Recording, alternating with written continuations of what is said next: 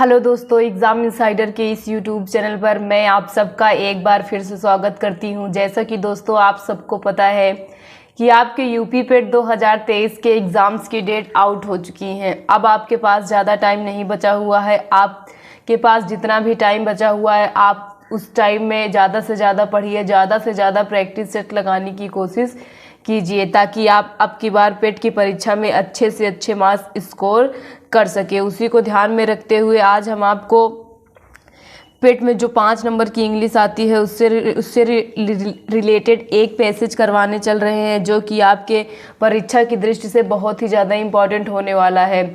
इससे पहले हमने आपको 15 पैसेज करवा दिए हैं इंग्लिश के। अगर आपने अभी तक उन वीडियोस को नहीं देखा है तो सबसे पहले हमारे चैनल पर विजिट करके उन वीडियोस को देखिए। साथ ही साथ अगर चैनल पर नए हैं तो चैनल को जा कर के सब्सक्राइब ज़रूर कर लीजिए। तो चलिए शुरू करते हैं। आपका पैसेज कह रहा है, the World Health Organization is known as WHO for brevity.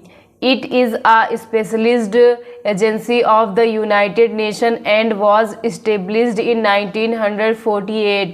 International health workers can be seen working in all kind of surroundings such as in desert, jungles, mountains, coconut groves and rice fields. They help the sick to attain health and the healthy to maintain their health. This global health team assists the local health workers in the stopping the spread of what are called communicable disease like cholera. These diseases can spread from country to another and so can be a threat to world health.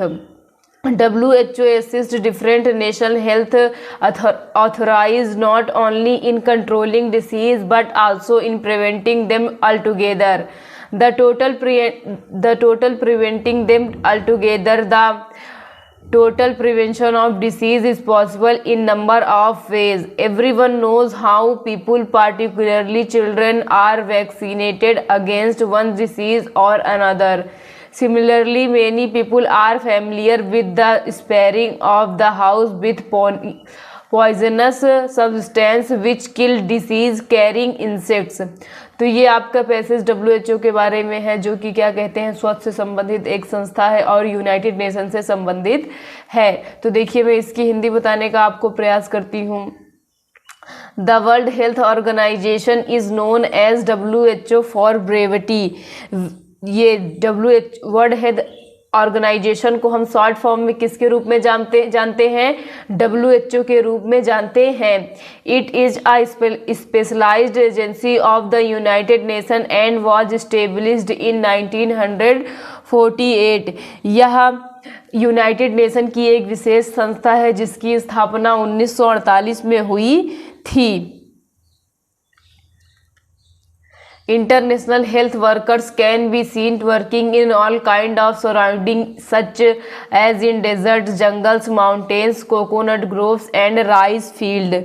विभिन्न स्वास्थ्य अधिकारियों को न केवल बीमारी, ये जो इसके स्वास्थ्य कर्मी हैं वो क्या कहते हैं, विभिन्न क्षेत्रों में फैले हुए हैं, चाहे वो क्या कहते हैं रेगिस्तान हो, जंगल हो, पहाड़ हो, कोकोनट के जो बाग हो वो हो या फिर धान के खेत हो। They help the sick to attain health and healthy to maintain their health.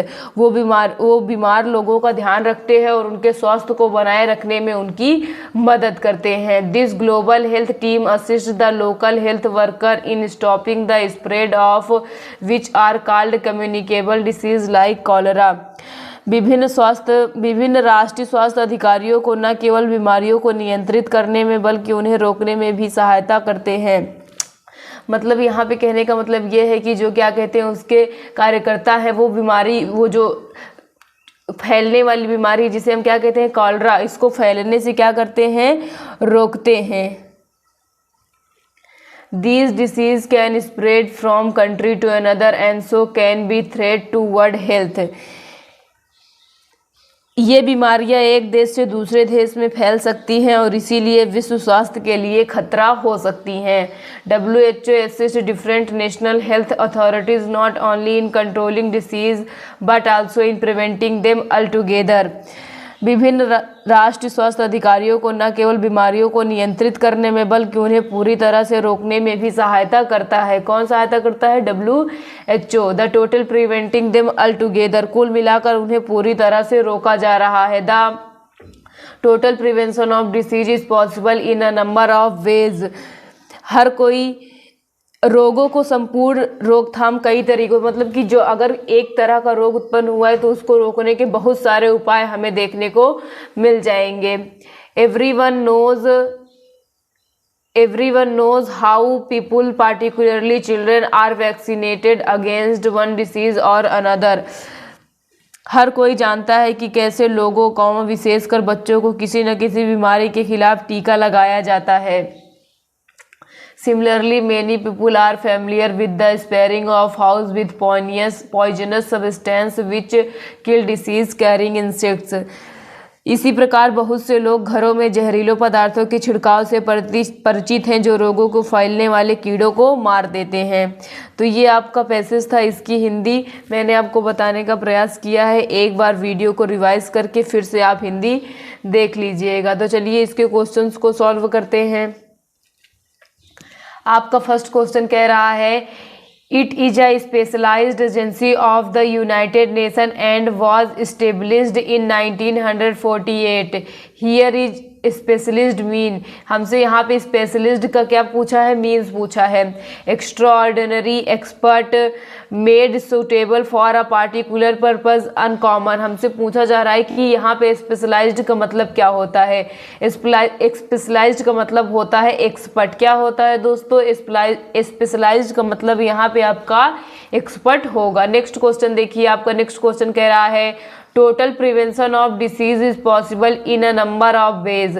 Total prevention of disease is possible in a number of veg. The author has given illustration of only one such way, only two such way, more than two such way, none of these। तो यहाँ पे आपका सही option क्या हो जाएगा? only two such way। कौन सा हो जाएगा आपका? बी वाला ऑप्शन आपका एकदम करेक्ट हो जाएगा। नेक्स्ट क्वेश्चन देखिए, आपका नेक्स्ट क्वेश्चन कह रहा है international health worker can be seen working in all kind of surroundings such as in desert, jungles, mountains, coconut groves and rice field। Here international means, हमसे यहाँ पे क्या पूछा जा रहा है? इंटरनेशनल का मीन्स पूछा जा रहा है believing in corporation among nation, draw from all countries of the world, belonging to the whole world, belonging to an organization which was something to do with different nation. तो आपका यहाँ पे perfect option क्या हो जाएगा? D वाला। क्या हो जाएगा? डी वाला, belonging to an organization which has something to do with different nation. आपका डी वाला ऑप्शन एकदम करेक्ट हो जाएगा। नेक्स्ट क्वेश्चन देखिए, आपका नेक्स्ट क्वेश्चन कह रहा है कि give synonym for the following. हमें जो ये वर्ड दिया गया है एग्जीक्यूटिव का, इसका क्या बताना है?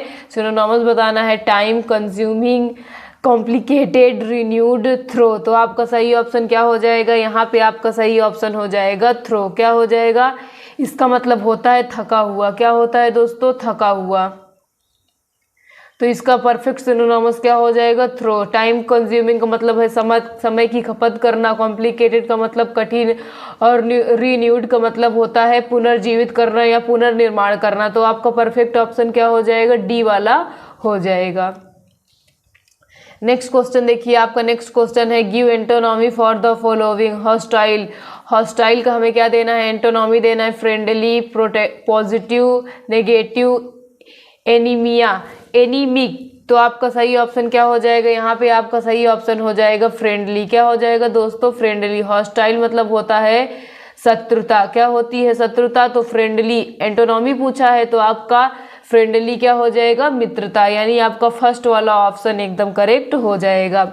तो दोस्तों आज का यह पैसेज यहीं पे समाप्त होता है। मैं उम्मीद करती हूँ कि मैंने आपको जो भी पैसेज कराया है वो समझ में आया होगा। अगर नहीं समझ में आया तो प्लीज़ एक बार वीडियो को रिवाइज करके ज़रूर देखिएगा और हमसे जो भी गलती होगी उसको भी बताइएगा।